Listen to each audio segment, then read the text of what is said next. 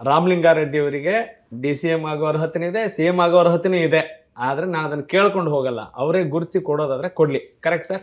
Yes sir, please go head sir. ಆಮೇಲೆ ಹೇಳಿ sir. ಅಷ್ಟೇ. ಇದುವರೆಗೂ ಕೂಡ 89ರಲ್ಲಿ ವೀರಪ್ಪ ಮೊಯ್ಲಿ ಅವರು ನಮ್ಮೆಲ್ಲ ಭಾಳ ಆತ್ಮೀಯರು. ಅವರು ಕರೆದು ಮಿನಿಸ್ಟ್ರ್ ಮಾಡಿದ್ರು. SM ಕೃಷ್ಣ ಅವರು ನಮ್ಮ ಕ್ಷೇತ್ರಕ್ಕೆ ಬಂದರು. ಕ್ಯಾನ್ವಾಸ್ ಮಾಡ್ತಾ ರಾಮಲಿಂಗಾರೆಡ್ಡಿ ಅವ್ರಿಗಿದ್ರೆ ಮಿನಿಸ್ಟ್ರ್ ಮಾಡ್ತೀವಿ ಅಂದರು. ಕೇಳೋ ಪ್ರಶ್ನೆನೇ ಬರಲ್ಲ. ಧರ್ಮ್ ಸಿಂಗ್ ಅವರಿಗೆ ಫೋನ್ ಮಾಡಿದೆ ಬೆಳಿಗ್ಗೆ, ಸರ್ ಈ ಥರ ಅಬ್ಸರ್ವರ್ಸ್ ಬಂದಿದ್ದಾರೆ, ಏನು ಮಾಡಬೇಕು ಅಂದರು. ಹೋಗಿ ಎಲ್ಲ ಆಗಿದೆ, ಮಾತಾಡಿ ನಿಮ್ಮದೆಲ್ಲ ಲಿಸ್ಟಿಗೆ ಸೇರಿಸ್ಕೊಂಡಿದ್ದೀನಿ ಅಂತ ಹೇಳಿದ್ರು. ನಾನು ಕೇಳಲೇ ಇಲ್ಲ, ಅವರೇ ಹೇಳ್ಬಿಟ್ರು.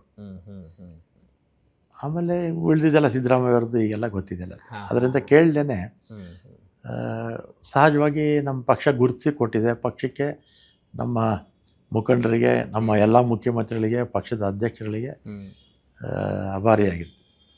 ಇಲ್ಲ, that's your greatness and highness sir. ಎಲ್ಲೋ ಸಿದ್ದರಾಮಯ್ಯನವರು ಮುಖ್ಯಮಂತ್ರಿ ಸ್ಥಾನದಿಂದ ಕೆಳಗಿಳಿದ ಮೇಲೆ ಪಕ್ಷಕ್ಕೇನೋ ಡ್ಯಾಮೇಜ್ ಆಯಿತು ಅಂತ ಒಂದು ಮಾತು ಕೇಳಿ ಬರ್ತಾ ಇದೆ. ನೀವು ಒಪ್ತೀರಾ ಇದನ್ನು? ಈಗ ನಮ್ಮ ರಾಜ್ಯದಲ್ಲಿರ್ತಕ್ಕಂಥ ಪಾಪ್ಯುಲರ್ ಲೀಡರ್ಗಳ ಪೈಕಿ ನಂಬರ್ 1 ಅವರೇ. ಹೌದು, ಈಗಲೂ ಅವರೇನೆ. ಹೌದು ಬಿಡಿ ಸರ್, ಅತ್ಯಂತ ಜನಪ್ರಿಯ ವ್ಯಕ್ತಿ. ಹೌದು. ಶಿವಕುಮಾರ್ ಅವರು ಈಗ ಅವರು ಕೂಡ ಇದ್ದಾರೆ. ಮತ್ತು ಆ ಕಡೆ ದೇವೇಗೌಡರು, ಕುಮಾರಸ್ವಾಮಿ ಅವರಿದ್ದರು.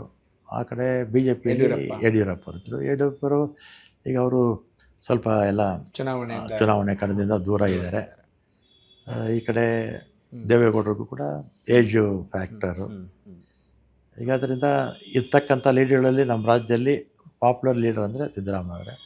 ಅದರಲ್ಲೂ ಕೂಡ ಬಡವರ ಪರ, ಇಂಥ ವರ್ಗ, ಭಾಷೆ, ಧರ್ಮ ಅಂತೇನೇ ಇಲ್ಲ. ಕೆಲವರು ಅವ್ರನ್ನ ಹೊಟ್ಟಿವರಿಗೆ ಅವ್ರನ್ನ ಒಂದು ಸೀಮಿತ ಮಾಡೋಕ್ಕೆ ಹೋಗ್ತಾರೆ. ಸೀಮಿತ ಇಲ್ಲ, ಎಲ್ಲ ಬಡವರ ಪರ ಇದ್ದಾರೆ, ಎಲ್ಲ ಜಾತಿ, ಎಲ್ಲ ಧರ್ಮ. ಅಂದರೆ ಸರ್, ಒಬ್ಬ ಮಾಸ್ ಲೀಡರ್ ಆಗಬೇಕು ಅಂತ ಹೇಳಿದಾಗ ಮುಖ್ಯಮಂತ್ರಿ ಆಗಲೇಬೇಕಾ?